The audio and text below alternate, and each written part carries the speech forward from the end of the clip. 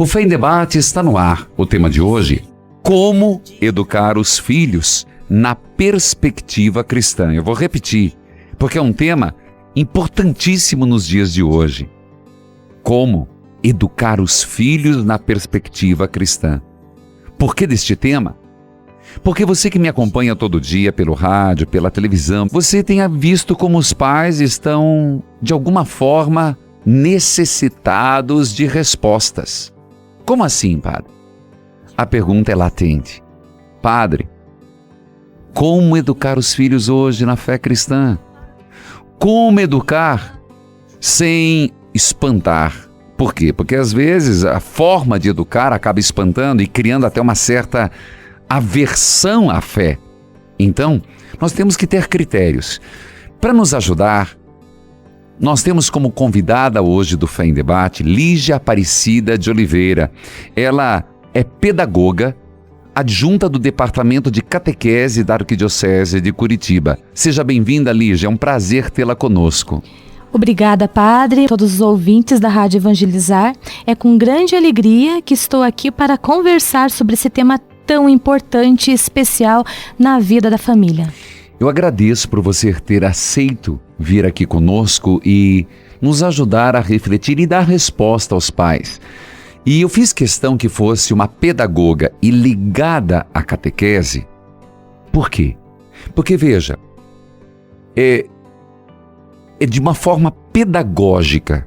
Caro pai, mãe, é de uma forma pedagógica, é usando da sabedoria, com discernimento, que nós conseguiremos fazer aquilo que o documento de Aparecida nos coloca: atrair para Jesus. Lígia, você é pedagoga, né? Sim. E como é que foi essa tua aproximação com a catequese? Amor e educar. Você sente que é possível, querida, usar da pedagogia para evangelizar? Sim, é fundamental. Você tem que entender quais são as fases que a criança se encontra para poder educar. Se a gente não conseguir perceber isso, fica muito difícil a educação cristã, a educação da fé. E é muito importante que a família participe e entenda como que a criança aprende. Tá, então vamos... Olha, uma primeira pergunta que veio. Qual a importância da educação espiritual e religiosa na formação de uma pessoa, Lígia? O sentido à vida, padre. Aquele que tem a formação espiritual tem sentido à vida. Por isso é muito importante para o pai, para a mãe, o testemunho de fé. Aquele que não cultivar o sentido à vida, ele corre o risco de perder esse sentido. Certo. E você acha que é importante, lá na primeira infância, lá no berço, vamos assim dizer, nesse primeiro momento, passar a transmitir essa espiritualidade? É fundamental a primeira infância, padre. Por quê? Porque são os primeiros 6 anos de vida da criança que a criança consegue desenvolver todas as suas potencialidades. Sério? Os primeiros 6 anos de vida. Já dizia o educador, o grande psicólogo Jean Piaget, Vallon. Então, aos 6 primeiros anos de vida, tudo que se puder ensinar para essa criança, ela vai desenvolver ao longo da sua vida. Tanto na parte pedagógica, como no nosso caso, no que a gente está falando, na parte da catequese, na parte do testemunho de fé. Por isso a importância de a criança ir à igreja com os pais até os 6 anos. Para que daí lá quando tiver 8 anos, daí sim essa criança está pronta para entrar na catequese lá na primeira etapa. Olha, gente, que interessante, um elemento muito interessante. Então, mesmo aquela criança de colo, mesmo aquela criança que não entende, até não fala, é importante essa presença? Sim, junto com os pais. Interessante. Bom, Lígia, nós recebemos a Samanta lá de Limeira, certamente está nos acompanhando. Padre, não entendo por que devemos batizar crianças, já que a maioria, depois que cresce, acaba se convertendo para outra religião. Não seria melhor esperar as crianças crescerem para elas mesmas, decidirem qual religião seguir? O que você acha, Lígia? Para Samanta. Samanta, obrigada pela participação. Eu respeito a opinião de quem pensa que né, quando está adolescente, mas se a gente acabou de responder praticamente essa pergunta. Certo, mas vamos repetir. Até os 6 anos, a criança está aberta, mais receptiva a aprender e a testemunhar depois. Então, por isso a importância do batismo enquanto bebê. Exato. E tá falando uma pedagoga. E eu, como sacerdote, digo, Samantha, para você, você viu que o aprendizado se faz até os 6 anos. Isso é inquestionável, porque não estamos falando só do ponto de vista religioso, estamos falando do ponto de vista educacional científico. Agora eu digo para você, se você comeu um pedaço de torta bem gostoso, você como mãe, na hora não lembra do teu filho, tua filha, e você pensa, puxa, eu queria levar um pedacinho pro meu filho. Viver em Deus é tão bom, mas é tão bom, que você não quer privar seus filhos desde criança, pelo contrário, você quer oferecer o melhor. E uma das coisas que faz bem às crianças é receber o batismo. É uma outra forma de compreender. Então, do ponto de vista teológico, da eficácia. Não é, Lígia? Com certeza. E também lembrando que a nossa família é a primeira catequese da criança. A família é a igreja doméstica. Então, a criança desde bebezinho, tem que receber o batismo sim e tem que participar. Lembrando assim, que todos nós estamos num processo de desenvolvimento humano e aprendizagem. Claro. Né? Mas até os 6 anos, a criança ela não tem maldade, ela está aberta a aprender, é mais recíproca. Entendi. Então, por isso, essa importância, a gente frisa a importância da educação infantil e a importância da catequese infantil e a importância da participação dos pais na vida desta criança até os 6 anos e assim por diante, né? Então, aqueles materiais pedagógicos, por exemplo, como Bíblia infantil, história bíblica em desenho, ajuda nesse sentido? Nossa, é o lúdico. A criança, ela aprende pelo lúdico. Certo. Ela aprende brincando e é uma maneira de os pais estarem perto dessa criança nessa vida tão corrida onde os pais hoje não têm tempo, mas também não é desculpa porque o que vale hoje é a qualidade e não a quantidade do tempo que está com a criança.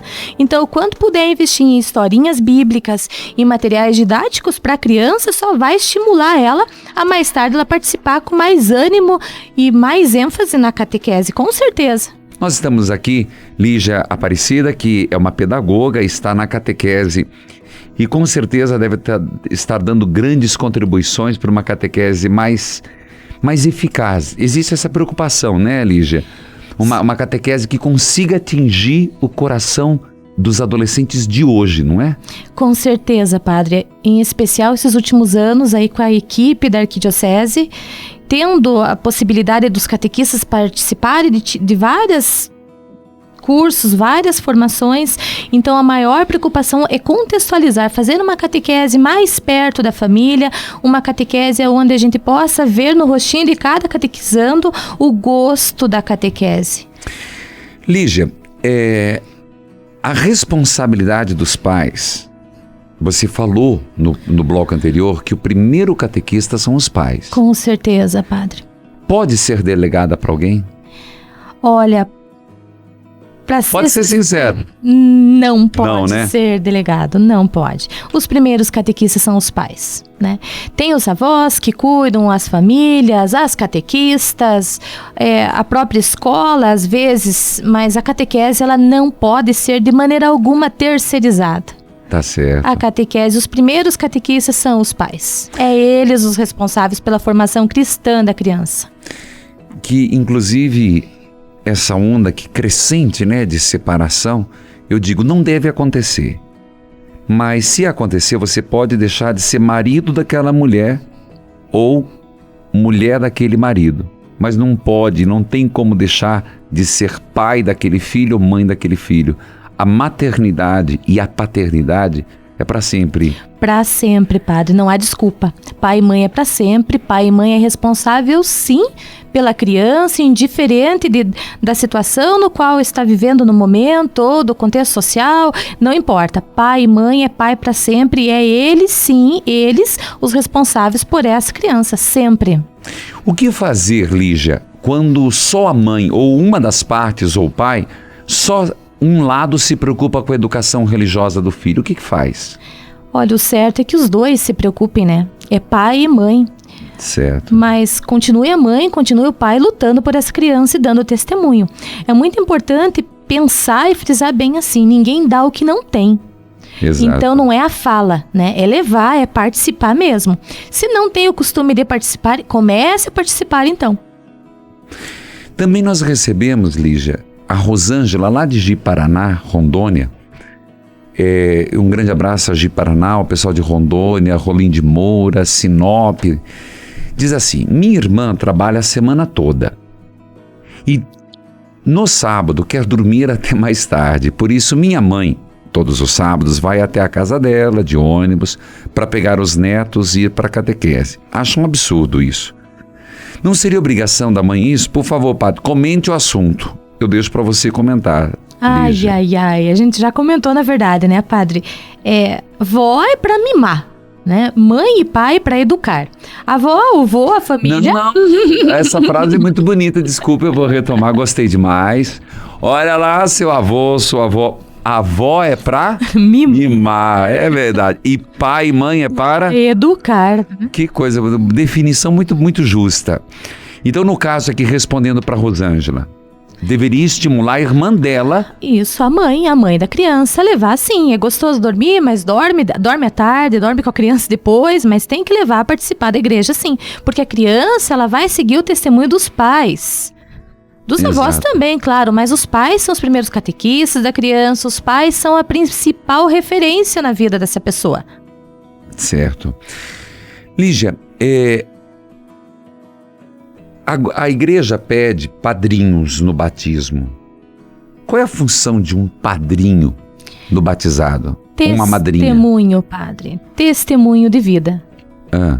É importante padrinho, madrinha, que na falta desses pais, né, tenha o padrinho e a madrinha que seja responsável pela educação cristã, educação de fé dessa criança. Por isso a importância desses padrinhos. Mas isso não pode ser delegado aos padrinhos da educação de fé, né? Mas se aqui, por exemplo, uma pergunta bem concreta. Se os pais são omissos, como deve agir o padrinho ou a madrinha? Olha, padre, numa linguagem bem popular, padrinho e madrinha deve puxar a orelha dos pais, sim. Tá. Os pais têm que aprender. Uma vez que se tem um serzinho dentro do ventre dessa mãe, ela já tem que ter essa responsabilidade que ela é responsável por essa criança. Então tem que mudar o comportamento, sim, padre. Tem que ser pai e mãe os primeiros catequistas, voltamos a frisar isso. Talvez quando os catequistas se reúnem, a principal preocupação da igreja é isso. É reunir os pais e fazer com que eles entendam isso. Que é lá em casa que começa a catequese. Essa é a principal preocupação da catequese hoje na nossa arquidiocese. É trazer os pais para dentro da igreja. O que a gente sente como catequista? A catequese está sendo delegada. A igreja resolve esse problema, termina o crisma, é o sacramento do tchau, e depois esse jovem, esse adolescente vai voltar só para o casamento. Mas a ideia não é isso. Os pais, então os primeiros a ser catequizados, na verdade, catequizados, são os pais. Tá. E você tem experiência na escola? Na escola também. Como que você acredita que pode a própria escola, mudando um pouco o foco, mas porque um adolescente, ele passa grande parte do seu dia na escola. Você acha que é possível uma escola dar uma formação cristã sem ser proselitista? Depende da escola, né, padre? Através da pastoral escolar, é possível estimular esse jovem a participar. Mas a pastoral escolar, ela não pode de maneira alguma tomar lugar da catequese da igreja.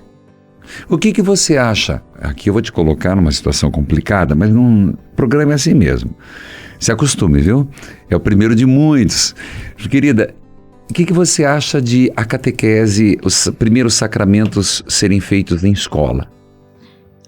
E agora alguns diretores não vão ao encontro do que eu penso. Eu penso, padre, que se jogar para a escola, a questão da catequese é muito cômodo para os pais. O pai não precisará participar. Lá tem os professores, tem os catequistas. Certo. Então eu terceirizei a minha educação de fé. Mas então você acha que os sacramentos como primeira comunhão, crisma, deve ser feito nas igrejas? A catequese na igreja. A catequese na igreja. Eu também partilho com esse princípio. Nós temos exemplos aqui na nossa arquidiocese de ter em várias escolas grandes. No Brasil inteiro, né? O Brasil inteiro tem essa experiência. Mas isso não tira a participação dos pais. Os pais têm que ir à missa, os pais têm que participar da catequese do filho. É um assunto bastante delicado, né? Eu também comungo da sua ideia. Acredito que o vínculo com a comunidade tem que ser muito mais forte do que o vínculo com a escola. Porque na escola, como você diz, avô é para mimar, pai é para educar. Escola é para ensinar conteúdo, igreja é para ensinar a fé. Eu acho que a gente deveria pensar muito nesse aspecto, que tá meio complicado. Bom, a nossa convidada, doutora Lígia Aparecida de Oliveira, ela dizia assim que a primeira pessoa a ser evangelizada, catequizada são os pais, e é uma verdade. Não dá para terceirizar. E concordo em grau, gênero e espécie nessa verdade. Você, pai, você, mãe que está me escutando, está preocupado com a formação do seu filho e sua filha? Está preocupado com a qualidade de espiritualidade, de exemplo cristã que teus filhos estão recebendo? Eu quero lembrar aqui alguns santos que tiveram marcas profundas na infância dos seus pais. O clássico, Santa Teresinha do Menino Jesus. Quando a mãe faleceu, seu pai Martim a levava todos os domingos para a missa.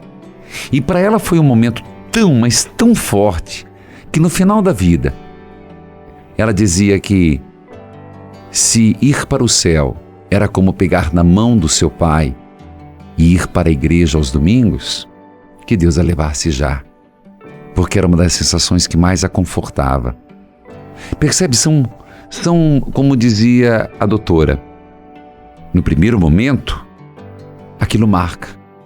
E eu digo para você, pai e mãe, se você souber fazer um bom plantio, pode vir vendaval, pode vir terremoto. O filho chega a uma idade que fica rebelde, é o que nós vamos falar, mas depois volta, tudo se ajeita. Lígia, chega uma fase, eu não gosto da palavra aborrecente. De vez em quando eu recebo no site assim, meu filho é um aborrecente, não gosto. Eu acho que são adolescentes e faz parte a explosão de hormônios, faz parte essa troca da figura do pai, da mãe para o grupo, então fica meio tribal a coisa. Mas acontece que chega nessa fase, eles começam a zombar da religião. E a pergunta de uma mãe é como agir, Lígia? Deixa pra lá, né? Deixa pra lá, na Como verdade. Como assim, deixa pra lá? Se a mãe plantou, se a mãe já levou pra igreja, se a mãe tem testemunho de vida, se a família participa, fique tranquilo.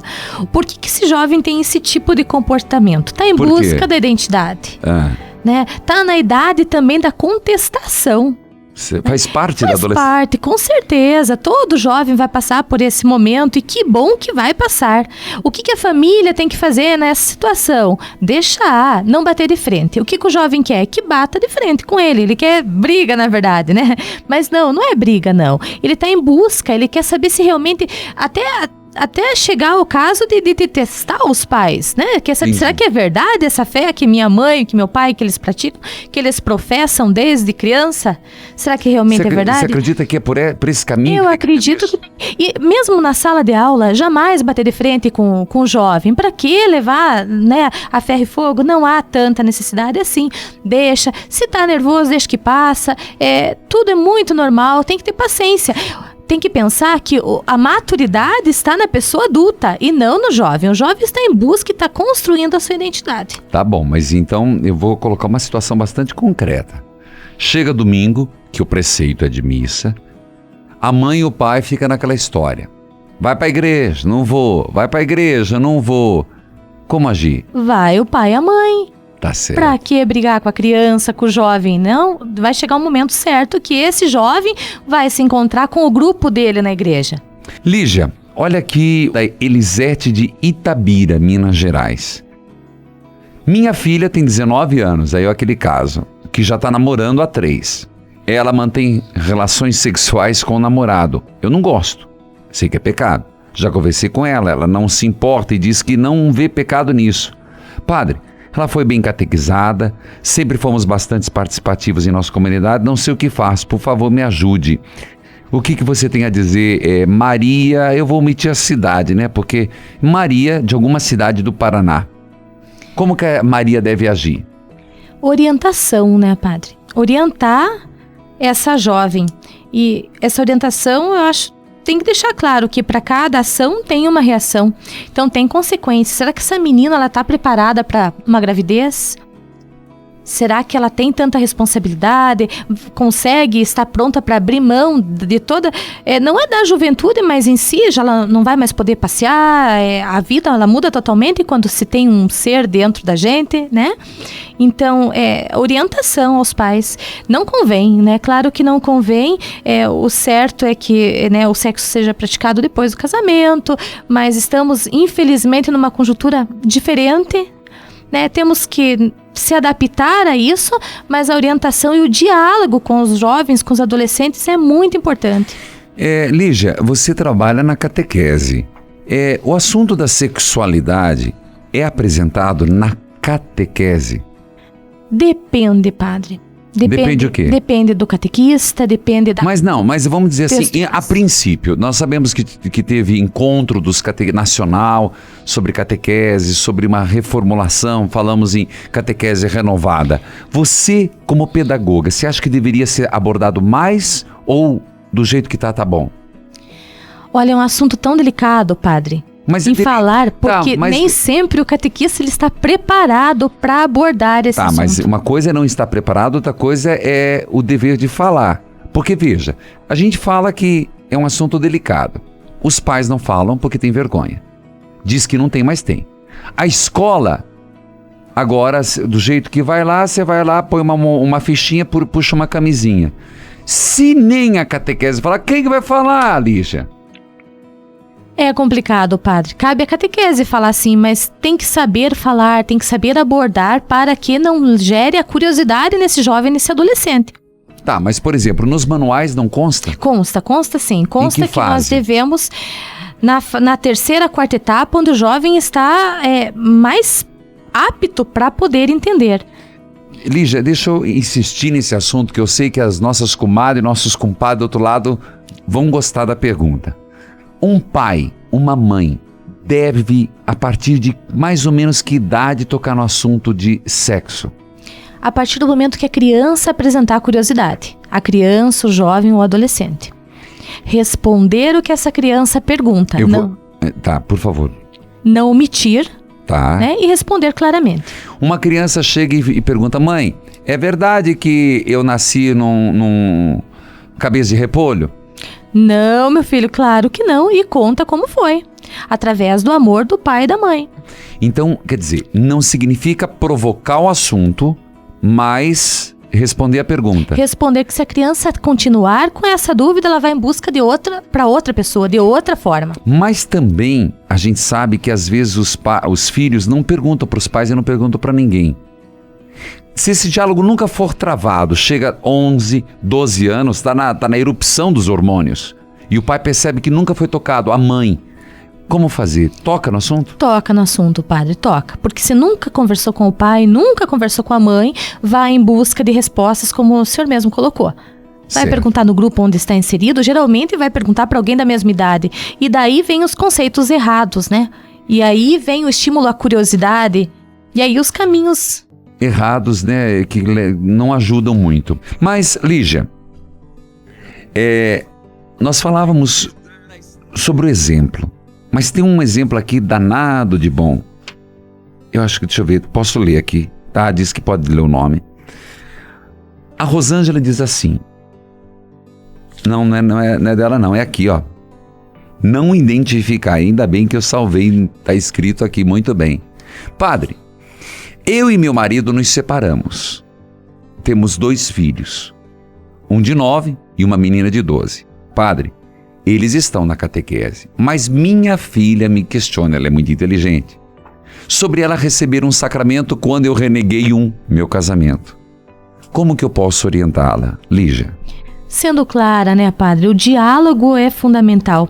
Por que esse casamento não deu certo? Essa criança ela percebeu como que era a vida dos pais. Então a mãe tem que ter diálogo, conversar por que não deu certo e dizer que ela tem que receber os sacramentos e que o casamento realmente é um só, mas que infelizmente não deu certo. Então não fugir do assunto. Não. E a criança, se a adolescente ela já tocou no assunto, é porque ela já percebeu. Entendi. Uma outra questão. Quando uma criança ou adolescente perde o interesse na catequese, não quer mais ir, o que fazer? Eu penso assim, 2 tópicos importantes para se pensar. Perder o interesse por quê? Primeiro, chegar a ter um diálogo claro com a catequista, o que está acontecendo, será que aconteceu algum fato que desestimulou, ou será que a criança se catequizando, ele não está pensando por que eu vou em busca e a família não? Então tem que ver, entendi. Família está participando junto, família tem que participar junto, e ter um diálogo claro com a catequista, para ver o que é que aconteceu. Que pode ser um problema de má formação da catequista, pode ser um problema estrutural, a sala muito quente, pode ser meio chato, problemas com a turma, do mesmo jeito que tem problemas na escola com os colegas, pode ter na catequese. Parceria, padre, a catequese ela só é válida se tiver parceria, participação efetiva e ativa dos pais e diálogo. O que você entende por uma participação efetiva e ativa? Pai, mãe, família tem que ir à catequese, sim, tem que conversar com a catequista, tem que participar das celebrações eucarísticas, tem que participar do evento da catequese, mesmo que a vida seja corrida, mas tem que dar um jeito, tem que participar junto. A catequese ela só vai ser válida 100% se houver essa parceria. Mesma coisa na escola, uma educação ativa e efetiva é a educação onde tem a parceria dos pais e escola, assim é a catequese também. Quais são as maiores dificuldades que você encontra para lidar com os jovens hoje, Lígia? Desafio. O jovem testa. Então, cabe ao adulto ter essa maturidade. Como assim testa? Testa a questão de limites, né? Às vezes esse jovem também não tem limites não tem limite em casa. Então ele vai em busca de alguém que dê. O jovem ele pede esse limite, tanto para a catequista, como para os professores, tanto para os pais. Então aquela pessoa pirracenta, aquele que bate o pé, no fundo está testando? Está testando. É limite, está pedindo atenção, socorro. Socorro, me dê atenção, me oriente. Ninguém faz birra à toa, padre. Os pais que estão acompanhando, que estão naquela fase em que, além de questionar, os filhos se acham dono do mundo. Faltou colocar limites? Falta. Hoje em dia o que acontece? As crianças, o jovem adolescente tem muito na mão, muitas informações. Tem a internet, tem a televisão, né, com os seus valores, né, negativos ou positivos. Tem muita informação. E os pais trabalham muito também, né? Estão fora. Certo. Então, o que tem que pensar? Pai dentro de casa tem que ter qualidade de tempo. Então, às vezes, a gente mesmo como pai, como mãe, como professor, a gente cobra da família e a gente se cobra. Será que eu estou tendo esse tempo suficiente? Mas tem que pensar, qualidade de tempo. Então, o tempo que você está com o seu filho, seja só para ele. O que é essa qualidade de tempo? Me perdoe, eu vou insistir, porque nós estamos falando com pessoas que acompanhando o Brasil e, de fato, o tempo é cada vez mais complicado nos dias de hoje. Eu penso assim, padre, como mãe falando agora, qualidade de tempo é você deixar de lavar sua louça, deixar sair de frente do computador e ficar do lado dessa criança. Seja brincando, seja conversando, se é adolescente, se está lendo um livro que o pai sente do lado, que pergunte, que o pai também vá em busca, se aproxime dessa pessoa. Então, estar com os filhos não é estar embaixo do mesmo telhado. Não, de maneira alguma, é qualidade, é estar do lado dessa criança, desse jovem, desse adolescente. E ir para as celebrações juntos é qualificar o tempo? Nossa, sem dúvida, é qualificar 100% do tempo, né, padre? Sem dúvidas, imagine. Do ponto de vista da formação, hoje, você falava da dificuldade, que um dos desafios é testar. O jovem sempre testa. Onde que um pai, uma mãe, consegue resistir? O que é que você, como mãe, mas de modo geral os pais, como você percebe que podem resistir às tentativas, às afrontas? Os pais têm que pensar assim, primeiro passo, eu sou adulto da família. Então deixa o jovem que teste, que faça birra. O pai não pode bater de frente e nem agir como se fosse a criança ou se fosse o adolescente. O que acontece muitas vezes é que os pais cedem para essa criança, para esse adolescente. Então o que acontece? Eles ganham a gente na birra. Entendi. Então nós somos os adultos, nós somos as pessoas maduras para ter paciência e esperar. O que leva uma pessoa a ser madura? Mudando um pouco de assunto, mas voltando, porque eu vejo tantos pais imaturos, Lígia. Eu vejo pessoas, pai, mãe, com uma imaturidade, desde o se vestir, que parece eterno nos adolescentes, até o palavreado, a falta de comprometimento. O que está levando a essa imaturidade? Porque, não sei, a gente vem de uma geração em que os pais falavam com a gente no olho. Hoje, a gente percebe, eu não sei o que vai ser da nova geração. Por que, pai, mãe, você não é esperto? Às vezes vai lá, loca um filme interessante, não precisa ser filme só de religião, de cenas bíblicas. Tem filmes que traz mensagens edificantes, que traz conteúdos edificantes. Sugira. Mas pais, usem da criatividade, pai. Não tenha medo. E lembre-se que a maior herança que você vai deixar para os teus filhos é honestidade, valores humanos e, acima de tudo, como diz o Papa Bento XVI, a fé transmitida pelos seus atos. E nós estamos aqui falando com a Lígia Aparecida de Oliveira. E, Lígia, nós estávamos falando sobre maturidade e eu fiz uma afirmação, sem medo, de que eu vejo uma geração de pais muito imaturos. O que é que está gerando essa imaturidade? Eu vejo até a questão da mídia, padre. O ser jovem, o agir como o meu filho, ou estar junto, não é ser maduro o suficiente, né? Não é ser testemunho isso. Entendi. Então, pai é pai, mãe é mãe, o filho é menor, é mais novo, nós somos os adultos. Papéis definidos. Sim, é por isso que o que acontece hoje, o desrespeito ao próprio jovem ou a própria criança não tem a referência quem é o adulto da família. Os próprios psicólogos falam, se deixar, se não dar limite, se não deixar que essa criança cresça em casa, a criança vai se tornar o reizinho da família. Entendi. Então, falta do quê? Falta de limites, falta de referência. Então, pai e mãe já passou a fase do ir pra balada junto, né? Eu acho que tem que cuidar, claro, mas não se vestir como, não agir como, né? O pai e a mãe são os responsáveis por esse ser. Então, não há desculpa, não é assim que funciona, penso eu, né? Lígia, na dimensão dessa, você usou a palavra, que na verdade vem do latim nemo date qui non habet, ninguém dá aquilo que não tem. Alguém que está nos acompanhando agora e de repente olha para a família e vê desestruturada do ponto de vista da fé. Porque hoje está sendo um problema. Pai para uma religião, mãe para outra e os filhos à toa. A família está perdendo essa unidade religiosa. Como lidar com isso também nos dias atuais, a pluralidade das religiões? O pai e a mãe são responsáveis. Então, a criança ou jovem adolescente vive com a mãe, no teto da mãe, a mãe leva para sua profissão religiosa. Eu respeito muito essa pluralidade. Eu hoje penso que é pelo caminho da religião, é pelo caminho da espiritualidade, por mais que eu seja católica, mas se tem uma espiritualidade, sim, nós já falamos lá no primeiro bloco, a espiritualidade dá o sentido para a vida.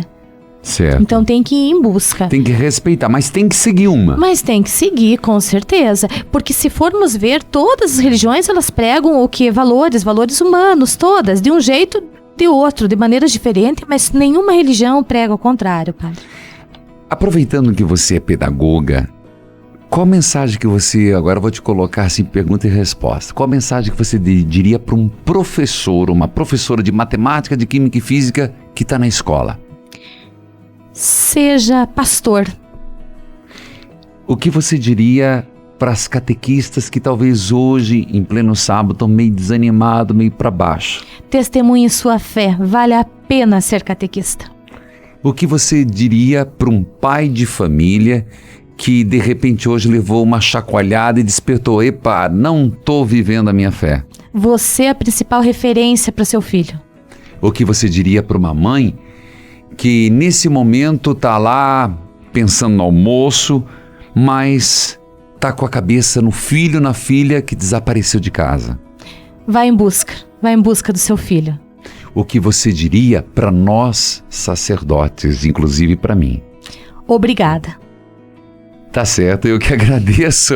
Eu que digo a você muito obrigada. E, Lígia, de fato, obrigado por você se dispor a vir. Obrigado pela sua partilha aqui no programa e pela sua partilha na Arquidiocese. Porque eu acredito assim, são os dons que Deus deu, conhecimento que você tem, que você derrama em favor da evangelização. Obrigado pelo seu sim. Eu que agradeço de todo o coração por essa experiência única e nova em minha vida, e agradeço também a oportunidade de poder falar em nome da nossa igreja, né? Claro. E trocar experiência e aprender. Né? O programa Fé em Debate, como até uma ouvinte já colocou, é uma verdadeira catequese e nos ajuda na prática lá na nossa comunidade. Aproveito também para agradecer toda a equipe da Arquidiocese, claro, né? E ao senhor padre, que é o nosso catequista também, né? Obrigada e continue nesse trabalho lindo de evangelização e que como catequista nos auxilia muito. Que Deus abençoe, Lígia. Queridos filhos e filhas, nós temos uma referência na vida. E a nossa referência é a Sagrada Família. Mãe, pai, filhos, olhemos para Jesus, Maria e José e vamos fazer deles um espelho, um ponto de chegada. Acredite, nem tudo que é comum é normal. Pode ser comum, mas não é normal aos olhos de Deus. Nós estamos na terra, mas não somos daqui. Pertencemos a Deus. Os nossos valores são muito maiores do que aqueles que hoje são propagados. Os nossos valores vêm de Deus como honestidade, justiça, fidelidade, obediência e santidade.